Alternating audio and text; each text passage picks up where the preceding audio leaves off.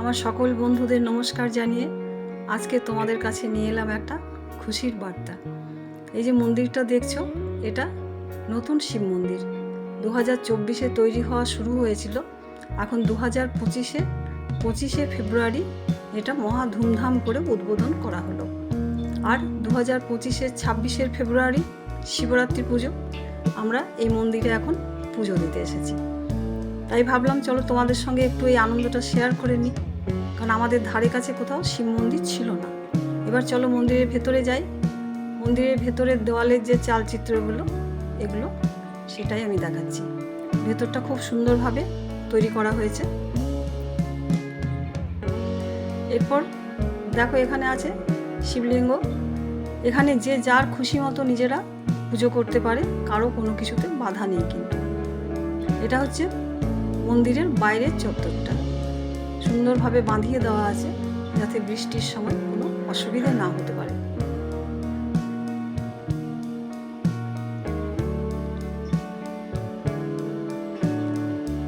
আমাদের ধারে কাছে কিন্তু আর শিব মন্দির ছিল না, এই প্রথম আমরা একটা শিব মন্দির পেলাম। আর এই শিব মন্দিরের ঠিক লাগোয়া একটা পুকুর আছে, দেখতে পাচ্ছ ঘাট, পুকুরের ঘাট, চওড়া চওড়া সব পুকুরের ঘাট বাঁধানো আছে।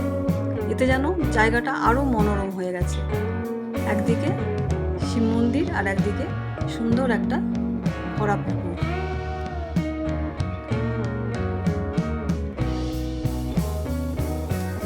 পুকুরের চারিধারে দেখো বাউন্ডারি দেওয়া আছে, এই কারণে যে গাছগুলো আছে, এই গাছগুলো গরু ছাগল ভেতরে গিয়ে যাতে না ভেঙে দিতে পারে, কারণ আমরা সবাই জানি একটি গাছ একটি প্রাণ।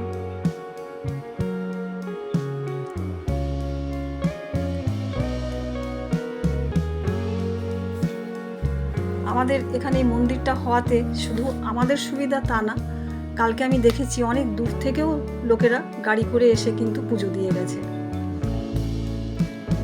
তাই এখানে মন্দির আর পুকুর পাশাপাশি দুটো থাকায় যেন জায়গাটা একেবারে মনোরম জায়গা হয়ে উঠেছে।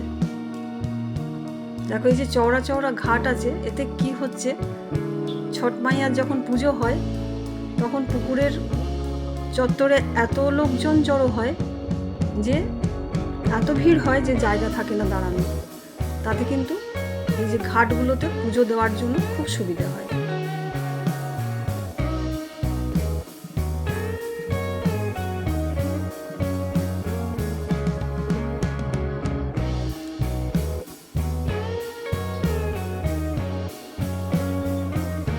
মন্দিরের ভেতর বেশিক্ষণ থাকা যায়নি, তাই আমি মন্দিরের ছবি বেশিক্ষণ দেখাতে পারিনি।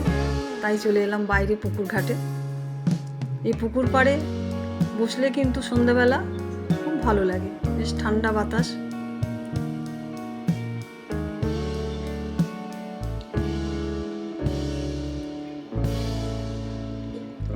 এই পুকুর আর মন্দিরের আশেপাশে অনেক বড় বড় বাড়ি আছে, বাগান আছে, দেখতে পাচ্ছ গাছ ভর্তি একেবারে ফুল ধরে আছে।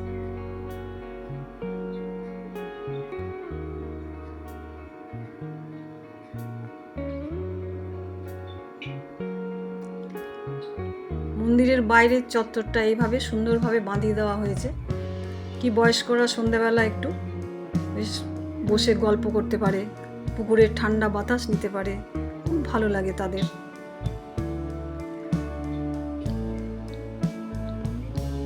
আর পুজোর পর যে ফুল মালা এগুলো কিন্তু জলে ফেলা যায় না, তাতে জল নষ্ট হয়ে যাবে, তার জন্য এগুলো এখানে রাখার ব্যবস্থা হয়েছে। দেখো, জলটা এতই স্বচ্ছ, এতই সুন্দর লাগছে, ওপারের ফ্ল্যাট বা গাছের প্রতিচ্ছবি পড়ছে, একবার না মনে হয় যেন বারবার যেন এই ছবিগুলো দেখতে থাকি।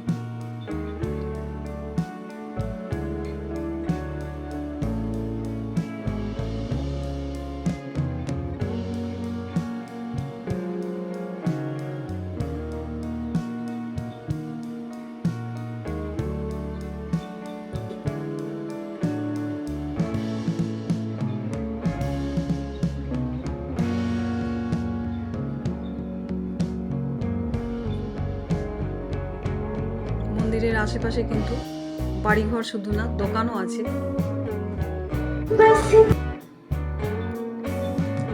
আমার এই মন্দির দেখানোর জন্য তোমাদের কাছে খুশির বার্তা দিলাম, তাই আমার তো ভালো লাগছে, আশা করি তোমাদেরও খুব ভালো লাগবে।